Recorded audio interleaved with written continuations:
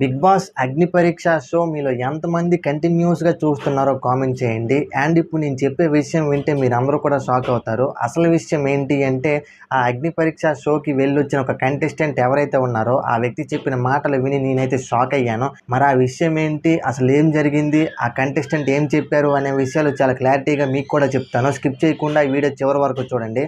And ఆ contestant పేరు వచ్చేసి సాయి కృష్ణ. మీరు ఆల్రెడీ నిన్నటి షోలో ఆ వ్యక్తిని చూసే ఉంటారు. ఆ వ్యక్తి జడ్జెస్ అడుగుతారు ఆ వ్యక్తికి, నీ ఫోన్ పగలగొట్టగలవా అంటే పగలగొట్టను అని మొహం మీద చెప్తాడు. ఎందుకు అంటే ఆ వ్యక్తి చాలా పూర్. ఎందుకంటే అతని దగ్గర టీ తాగడానికి కూడా డబ్బులు లేవు. అలాంటి సిచ్యువేషన్లో ఉన్న ఒక వ్యక్తి అక్కడికి వెళ్ళి జడ్జెస్ నీకు టాస్క్ ఇస్తాం, నువ్వు ఫోన్ పగలగొట్టు అంటే పగలగొడతాడా?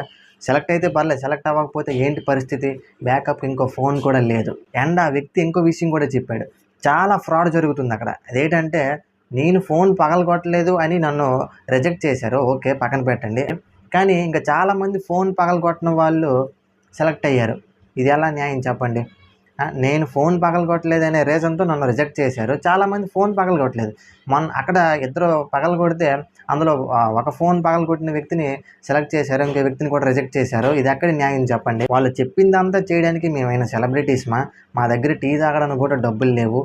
వాళ్ళు చెప్పిందల్లా చెయ్యాలంటే మేము బయట సెలెక్ట్ అయితే పర్లేదు, అవ్వకపోతే బయట అడుక్కొని తినాలి ఆ స్టూడియో బయట అని ఆ వ్యక్తి చెప్పాడు. అలాగే ఇంకో విషయం కూడా చెప్పాడు ఆ వ్యక్తి. ఏంటంటే, ఇదంతా కూడా ముందు ఒక స్క్రిప్టెడ్ లాగా ఉంది అని చెప్తున్నాడు.